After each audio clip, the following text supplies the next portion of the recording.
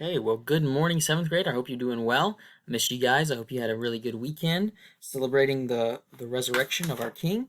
And I hope that that really encouraged you this weekend. So we're going to go ahead and get started with our next lesson, which is 10.8. So if you want to follow along, I'm on page 469. So we're going to do this lesson in two parts. So this is part one. It is going to have homework, but we're going to do it in two parts, so that'll make it a little easier. So what we're going to be working on is called a box and if I can spell this here, whisker diagram. Okay, you probably never heard of that before, but it is called a box and whisker diagram. The way this works is you're going to have a dot and a line, and then you're going to have a box, and then you're going to have another line and another dot. So you can see why this looks like a whisker, right? These little guys down here are your little whiskers, and then you got a box right here, okay? So you don't have to necessarily draw that. We'll talk about it, but just to get you the idea. And the way this is going to work is with sets of numbers. So we're going to have a number down here like 5, 13. We're going to have a center number like 18, 27, and 35 or something like that. And you'll see how that will work as we get into our lesson. So get your notes out, get ready to follow along, page 469. So we got some definitions here we need to understand. So we got the word quartile, and what the word quartile means is when we divide data into 4 equal groups, right? You hear the word quartile, you think of the word quarter. So quarter, how many quarters make a dollar? 4. So we're trying to divide the data that we have into 4 equal groups, okay? Now we have what we call the lower quartile. The lower quartile is the median of the bottom half of the data. Okay, you don't have to write this down necessarily, but you want to think of it this way. When I drew the diagram and it went to the box, this right here is the part that I'm talking about. That's the half of the lower quartile. As you can see, so if you look at the drawing on page 469, you will see exactly what I'm talking about. Okay, then, so if you need to pause it, go ahead and do that. Then we have what is called the middle quartile, and that is kind of misleading because it's actually, think about it, the middle quartile is actually half. So what is half? It is the median. It's just the straight median. So when we have our drawing box and whisker, it's right here. That's the M for median or middle quartile. And then guess what? Upper quartile is the same thing as the lower, but on the other side. So upper is equal to the median for the upper half. Okay, if you don't understand that, that's okay. This is kind of very technical language. Just track with me, and that right there is the upper part, okay? Now, you may be saying, what in the world are the whiskers? So like we have this dot, right? We have a box, we have the middle guy, and we have another box. What is this, and what is this? Well, come back here. This right here is the smallest. This right here is the largest. We don't have to do any solving. We just look at which one is the smallest, put it down there. Look at which one is the largest, put it here. This one right here is the lower. This right here is the median. And this right here is the upper, right? So that you have that in your drawing on 469. Now, how do we find these things? Well, that is a great question.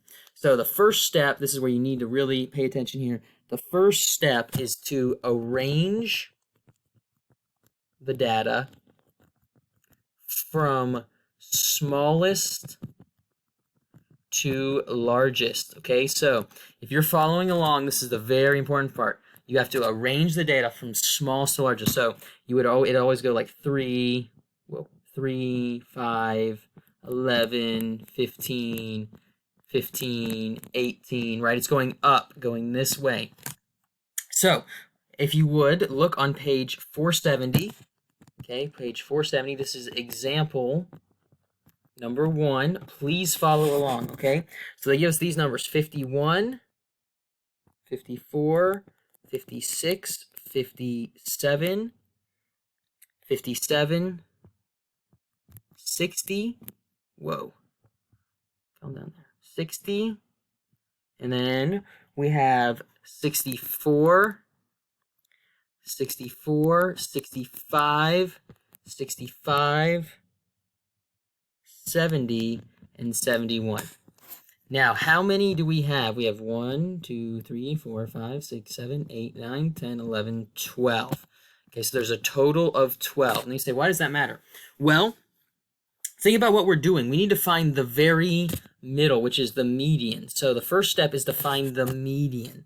So if we have 12, okay, divided by 2 is 6. So there's going to be 6 on either side. So we have 1, 2, 3, 4, 5, and this right here was our 6th one, right? And then we have from this side 1, 2, 3, 4, 5, and this right here is our 6th one. So our median, remember, is the one in between there because it's an even number, so it's in between.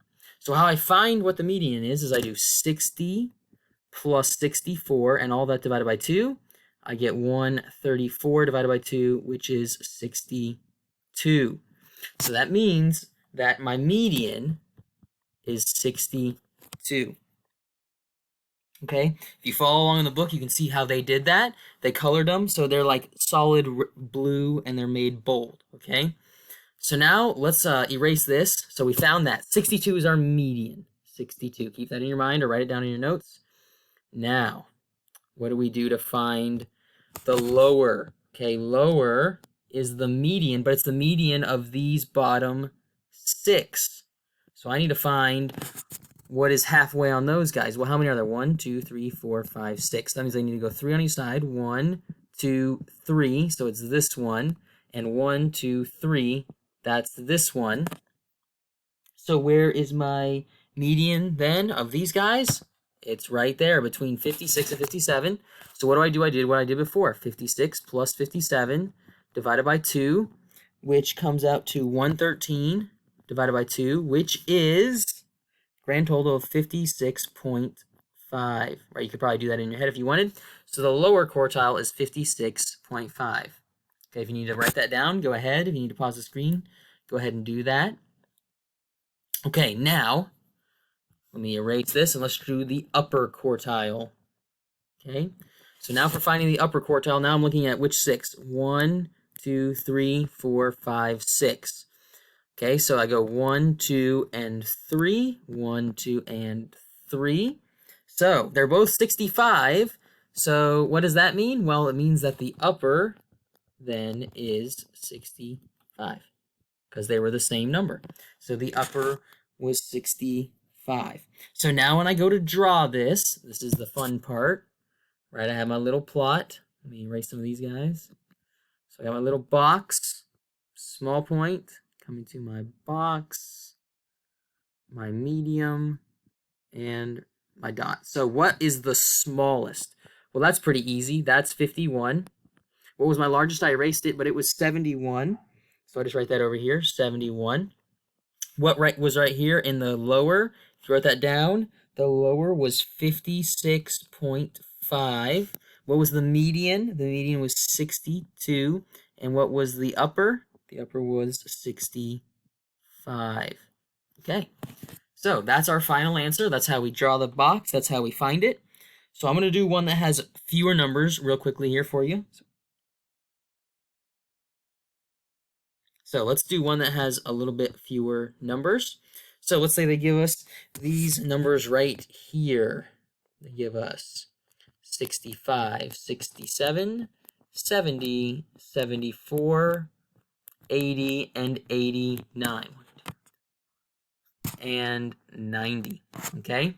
So they give us those numbers. How many are there total? There's 1, 2, 3, 4, 5, 6, 7. Okay, so if there's 7, think about that. 7 divided by 2.